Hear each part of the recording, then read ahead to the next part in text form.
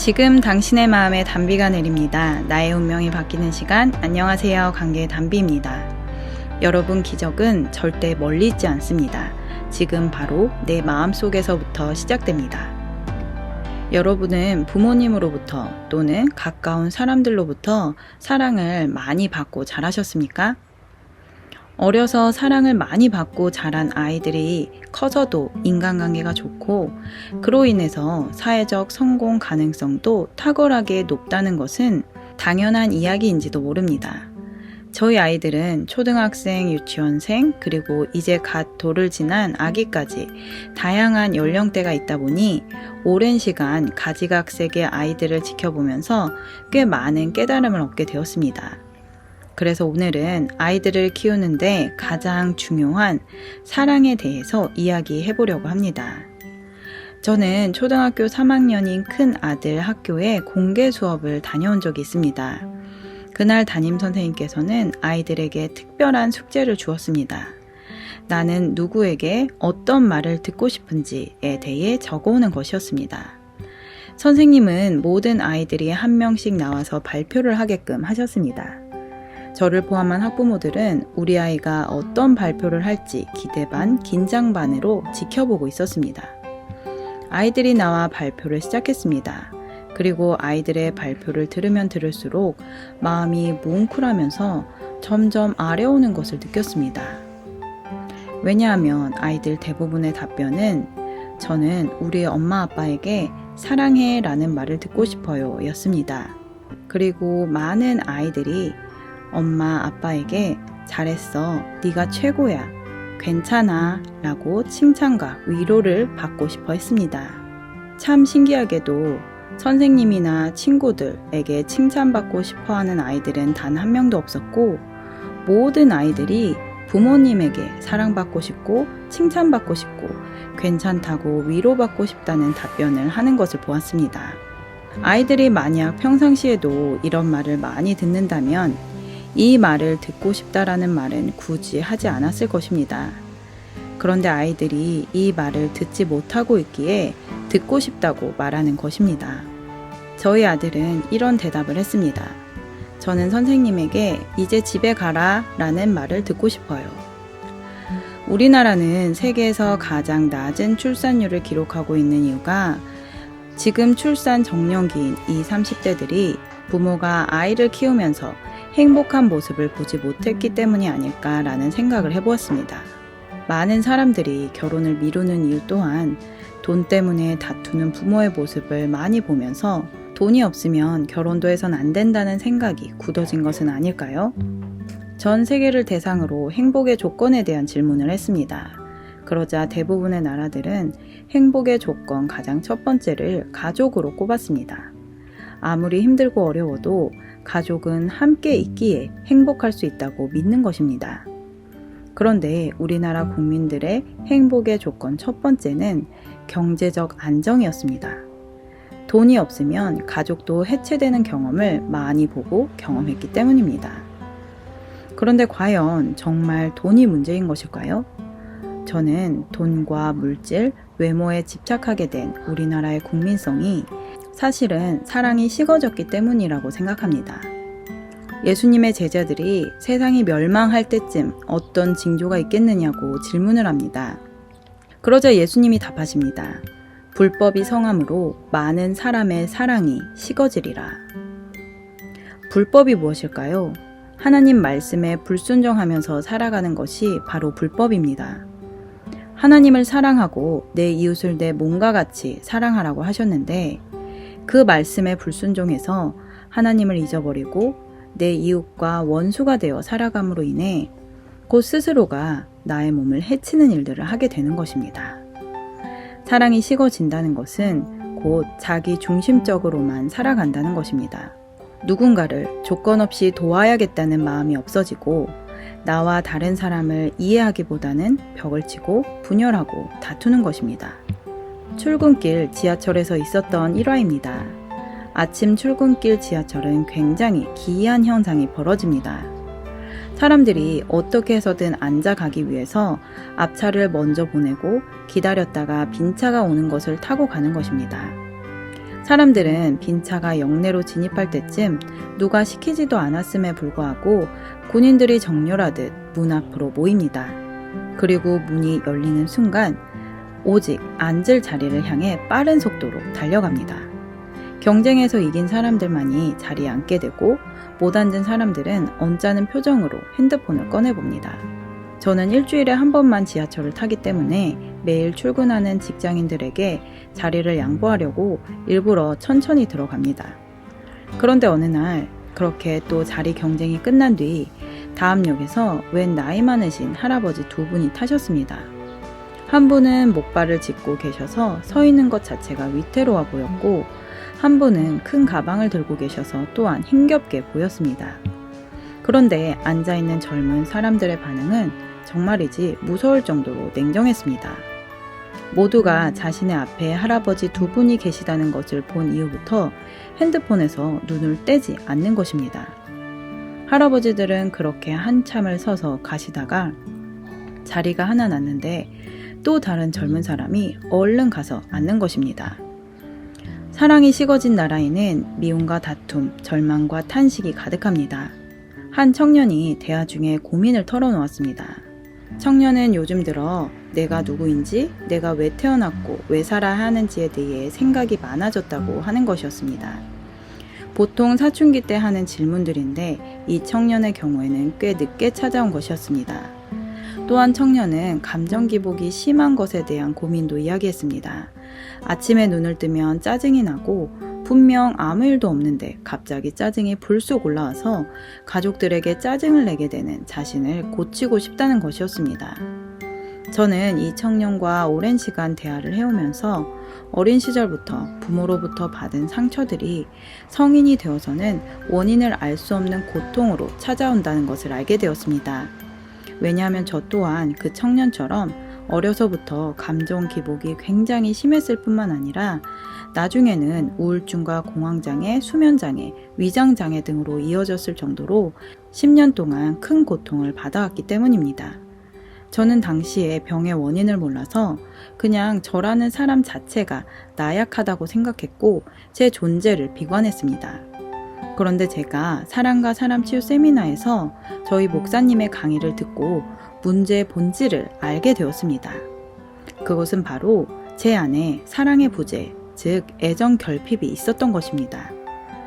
여러분은 당신은 사랑받기 위해 태어난 사람이라는 노래를 알고 계신가요? 그렇습니다. 모든 사람은 사랑받기 위해 태어났습니다. 그리고 하나님께서는 하나님을 대신해서 사랑을 주는 존재로 부모라는 대리자를 세우셨습니다. 부모는 자녀를 키우면서 영원한 우리의 부모이신 하나님의 마음을 느낄 수 있고 그로 인해 하나님과 더 친밀하게 교제하며 지낼 수 있기 때문입니다. 그런데 하나님을 배반한 마귀는 사람을 유혹해서 하나님과 사람의 관계를 깨고 사람들은 그때부터 마귀가 준 사랑을 받아 자녀에게 타락한 사랑을 주기 시작했습니다. 그것이 바로 사랑의 반대말인 애증입니다. 많은 사람들이 사랑의 반대말을 미움으로 알고 있지만 제가 성경을 보면서 깨달은 사랑의 반대말은 애증입니다. 사랑한다는 이유로 사랑하기 때문에 상대에게 상처를 주고 미워하고 증오하는 것이 바로 애증입니다. 애증 관계는 한 몸이 된 부부로부터 시작됩니다. 분명 사랑해서 결혼했고 이 사람과 살면 행복하게 잘 살 수 있을 것이라는 확신 때문에 결혼을 했는데 신혼 초부터 부부 관계에 분열이 생겨나는 것입니다. 사랑할 때는 더 사랑스러워 보였던 그 사람의 허물이 이제는 걸림돌이 되고 어떻게 해서든 제거해야 하는 표적이 됩니다. 아이가 생기면 그때부터 부부의 사랑은 사라지고 자녀에게 왜곡된 사랑을 넣어주는 것입니다. 부모가 자녀를 얼마나 사랑했든지 간에 부부 사랑이 전달되지 않은 상태로 자녀에게 주는 사랑은 이미 왜곡되었고 불완전하며 타락한 사랑입니다. 하나님은 부부의 사랑이 전제된 속에서 한 몸이 된 부부가 한 마음 한 뜻으로 자녀에게 사랑을 물려주도록 창조하셨기 때문입니다. 여러분들은 어려서부터 아빠의 사랑과 엄마의 사랑이 다르다는 것을 많이 경험하셨을 것입니다. 저 또한 마찬가지입니다. 아버지와 어머니가 한 목소리로 훈육하지 않으니 아이들은 도대체 무엇이 맞는 것인지 혼란스럽습니다.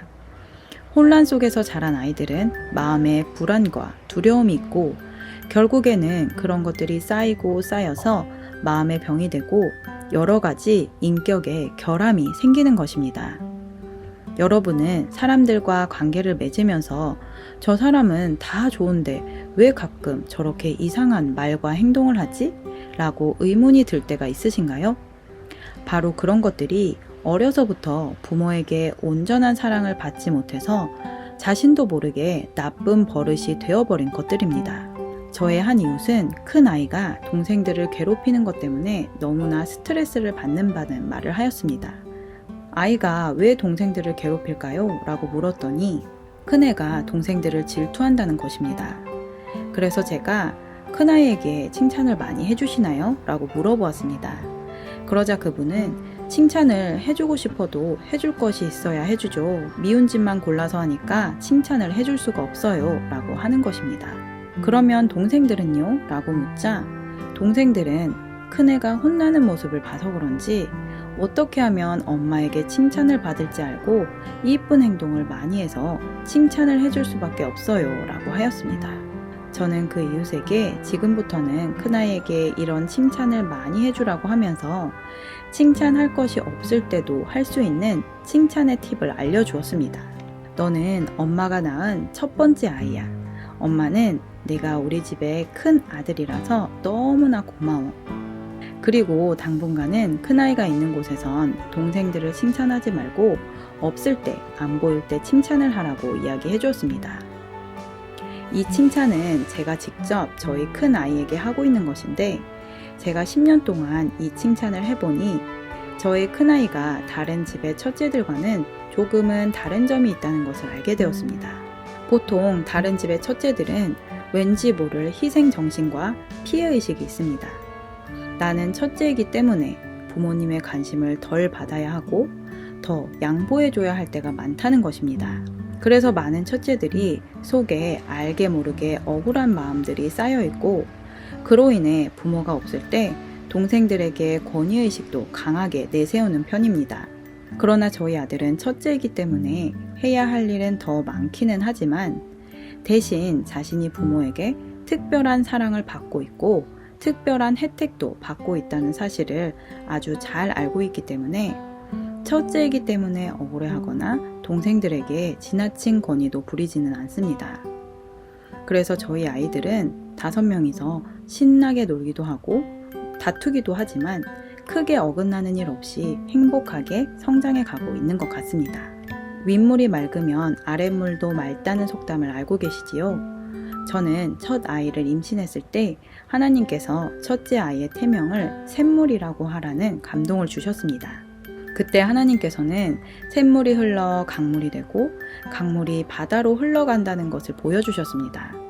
그러니 샘물이 맑아야 아랫물도 맑다는 것을 미리 알려주셔서 저는 둘째를 낳고 나머지 동생들을 낳으면서도 첫째에게 더 관심을 갖고 사랑을 주려고 노력했습니다. 둘째의 태명은 강물, 셋째는 바다가 되었습니다. 그리고 이 3명의 아이들이 우리 집안의 기둥과도 같은 역할을 하게 될 것이고 그로 인해 나머지 2명의 아이들이 형과 누나를 통해 사회생활을 배우고 인생에 대해서도 배우면서 형제가 하나로 똘똘 뭉칠 때에 이 세상을 하나님의 사랑으로 정복하고 다스리게 될 수 있다는 것을 깨닫게 되었습니다. 시편 133편 말씀입니다. 형제가 연합하여 동거함이 어찌 그리 선하고 아름다운고 머리에 있는 보배로운 기름이 수염 곧 아론의 수염에 흘러서 그 옷깃까지 내림 같고 헐몬의 이슬이 시온의 산들의 내림 같도다. 거기서 여호와께서 복을 명하셨나니 곧 영생이로다. 아멘. 저는 비록 어릴 때부터 부모님께 부부의 사랑에서 나오는 온전한 사랑을 받지 못했고 그로 인해 많은 고통을 겪기도 했지만 하나님께서는 행복한 가정을 이루고 싶다는 저의 소원을 들어주시기 위해 저의 인생에도 기회를 주셨습니다. 저는 하늘에서 내려주신 이 기회를 절대로 놓치고 싶지 않아서 저만큼은 아이들에게 온전한 사랑을 유업으로 물려주고 싶은 것이 유일한 꿈이 되었습니다. 여러분, 모든 사람은 사랑받기 위해서 태어났습니다. 바로 여러분이 지금 그 사랑을 받을 주인공입니다. 지금도 늦지 않았습니다. 아니, 지금이 가장 좋은 타이밍입니다. 하나님께서 여러분께도 저와 똑같이 사랑의 동아줄을 내려주셨습니다. 끊어지지 않는 이 줄을 잡을 것인지 말 것인지는 나의 결단과 선택에 달려 있습니다. 그러나 마귀는 화려한 동아줄을 내려주어서 오직 성공, 돈, 지식, 일에 목숨을 걸게 할 것입니다. 그러나 그 줄은 우리 인생 말년이 되었을 때에는 모두 부질없는 것들이 될 뿐입니다. 인생 말년에는 후회하고 통회하며 다시 시작해보려고 해도 더 이상 기회가 없습니다. 아직 젊을 때 일하고 밥 먹고 사람을 만날 수 있는 힘이 있을 때는 기회가 활짝 열려 있습니다. 오늘 사랑하는 나의 자녀에게 진정한 행복을 물려줄 수 있는 하나님이 주신 기회를 꼭 붙잡는 날이 되시기를 간절히 기도합니다. 오늘 영상은 여기까지입니다. 끝까지 시청해주신 여러분 감사드립니다. 이 영상이 도움되셨다면 구독, 좋아요, 알림 설정을 부탁드리며 사랑하는 분들께 영상을 공유해 주시면 더욱 감사하겠습니다. 누구나 아름답습니다. 누구나 희망이 있습니다. 이상 메마른 관계의 단비 같은 소식을 전하는 관계 단비였습니다. 오늘도 행복한 하루 되세요. 감사합니다. 영어로 된 신앙 간증을 듣고자 하시는 분들께 생명을 품은 유튜브 채널 라이프 메카닉을 추천드립니다.